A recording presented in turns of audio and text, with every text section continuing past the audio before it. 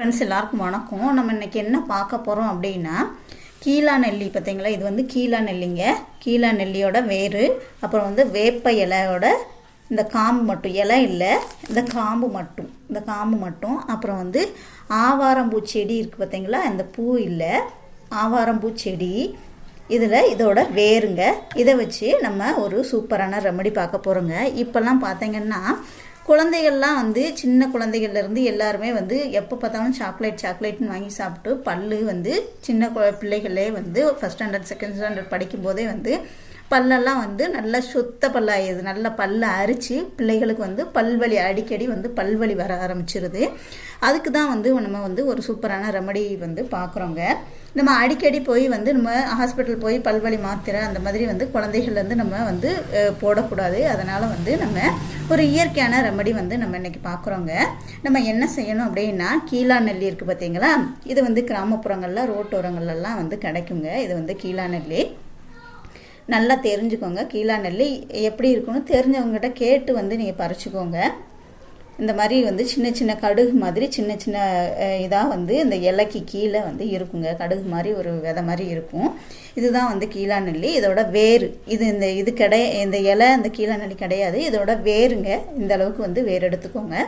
அதே மாதிரி ஒரு 4 வேப்பலையோட இந்த குச்சிங்க, வேப்ப இலை இல்லை குச்சிங்க, இந்த வேப்ப இலையை எடுத்துருங்க. இந்த மாதிரி ஒரு 4 குச்சி எடுத்துக்கோங்க. அதே மாதிரி வந்து ஆவாரம் பூ செடி இருக்கு இல்லையா, இது வந்து ஆவாரம் பூ செடி, இதனுடைய வேருங்க. இதெல்லாம் வந்து நல்லா கொதிக்க வைக்கணும். ஒரு 2 டம்ளர் தண்ணி எடுத்துக்கோங்க. இந்த வேர் வந்து ஒரு செடி இல்லைன்னா 2 செடியோட வேர் போட்டுக்கோங்க. இந்த மாதிரி போட்டுக்கோங்க.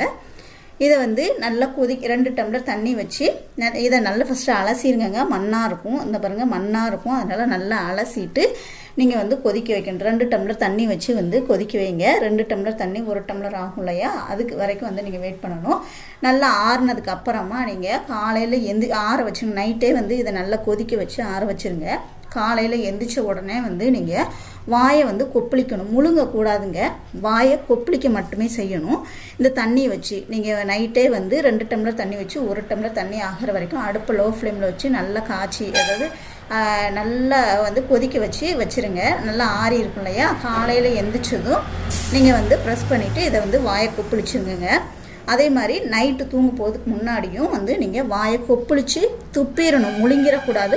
அப்போ தான் வந்து உள்ள புழு எதுவும் கெட்ட பாக்டீரியாக்கள் எதுவும் இருந்துச்சுன்னா வெளியே வரும். ஸோ அதனால் வாயை நல்லா கொப்பளித்து வந்து 2-3 டைம் வந்து நல்லா கொப்பளிச்சுட்டு அந்த தண்ணியை வெளியில் துப்பிடணும், முழுங்கக்கூடாதுங்க.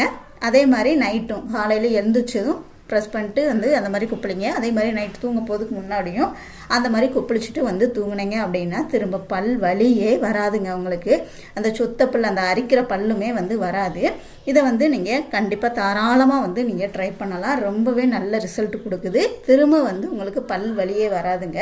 ட்ரை பண்ணி பாருங்கள். ரொம்ப ஈஸியான மெத்தட் தான்.